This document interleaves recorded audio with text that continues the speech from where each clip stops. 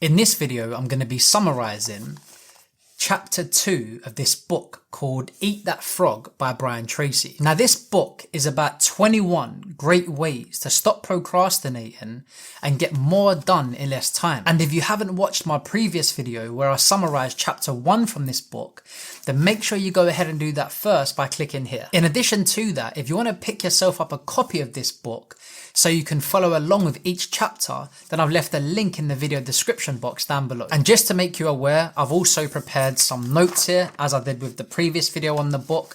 So I have a reference to go by, and I may be reading some things from the book depending if it's relevant. If it's not, then I'll just carry on. But if it is relevant, then I'll just read something from the book, such as a quote or a fancy statement that's been said, or something that I feel has a good punch to it. With that said, let's get straight to it. So chapter 2 is all about planning every day in advance. The way you eat your biggest frog is by taking one bite at a time. So take your biggest, your most important task and break it down into smaller segments. That way it's a lot easier to work on. I'll give you an example with this YouTube channel. My goal is to publish videos, but in order to publish videos, many things need to happen before that. You need to wear multiple hats, which can be quite overwhelming. There's so many other things you need to be able to do and skills you need to develop before you can publish videos. Like I said, you can't just publish random videos because what's the point of that? So what I'll do is I'll break things down into smaller tasks. The first thing you need to do is you need to have a video idea. Then once you have your video idea, then you need to do keyword research and then creating the video outline, the intent, the purpose behind the video. And then once I do that, I then shoot the video. And once the video has been shot, I then edit the video. Once the video has been edited, I then review the video. Once it's been reviewed, I then fill in all of the metadata on YouTube so the algorithm knows exactly what the video is about, and then I publish it. But all these steps, these smaller steps, need to be completed first in order to get to my end goal.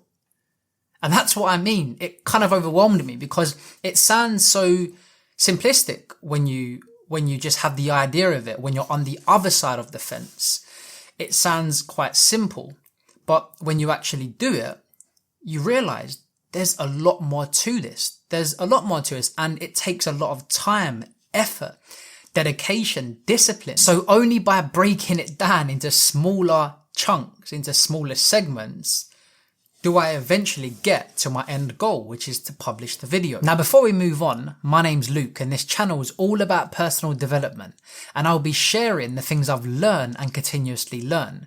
So if you enjoy content around trying to improve yourself, overall personal development, then make sure you hit that subscribe button. Alec Mackenzie wrote, "Taking action without thinking things through is a prime source of problems." A good example for that is, think of a time where you done something, took a certain action, and after doing it, you wish you hadn't, you wish you didn't do that. That's why it's a good idea to think deeply before acting. Now, this doesn't mean that you think so deeply or you take so long to think that you just don't act at all. You don't take any action. All it means is take some time out, have a think about it, have some deep thoughts about it, just take some time out by yourself. And if it still makes sense to you after you've had deep thoughts about it, then pull the trigger. Your ability to make good plans before you act is a good indication of your overall competence. The better you plan, the easier it is to overcome procrastination. Every minute spent planning saves as many as 10 minutes in execution.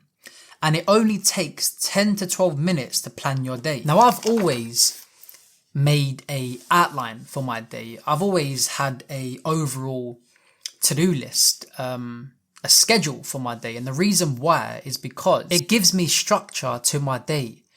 It makes my head clear and it keeps me on point. Now, since this chapter is all about planning every day in advance, Brian Tracy mentioned something called the 6P formula, which is Proper prior planning prevents poor performance. So make a list of everything that you need to do the night before the workday ahead. And when something new comes up, make sure you add it to the list. That way you stay focused and you also stay on top of things. Now, Brian Tracy goes on to say, create a different list for different purposes. So the first list that he recommends to create is something called a master list.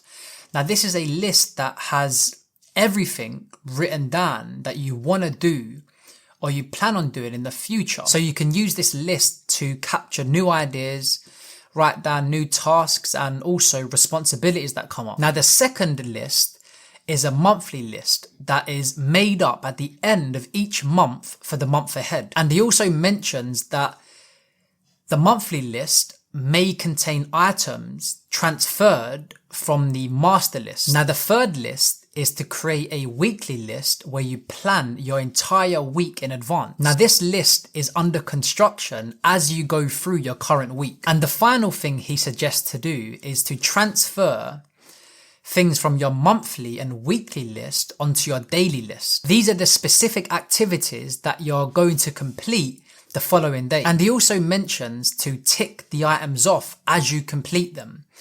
Now, this is something that I've always done because it gives me a visual image of what I've completed and how far I've got. And it also encourages me and motivates me to keep on going. Now, he does actually mention that in the book, but I just feel like that's a natural thing that happens.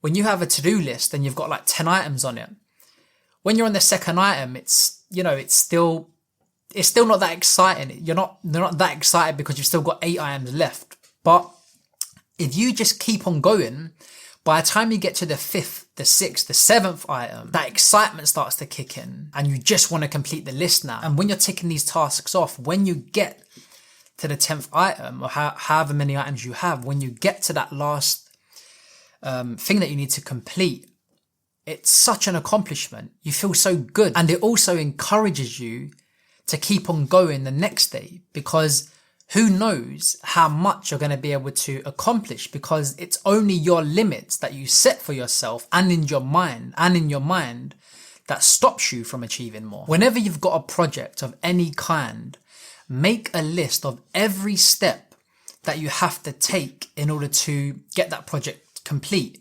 So that means beginning to end. Organize the steps by priority and sequence and go to work on one task at a time. And you'll be amazed at how much you accomplish this way. Now, the next thing that Brian Tracy mentions is something called the 1090 rule, which I'm going to read from the book. One of the most important rules of personal effectiveness is the 1090 rule.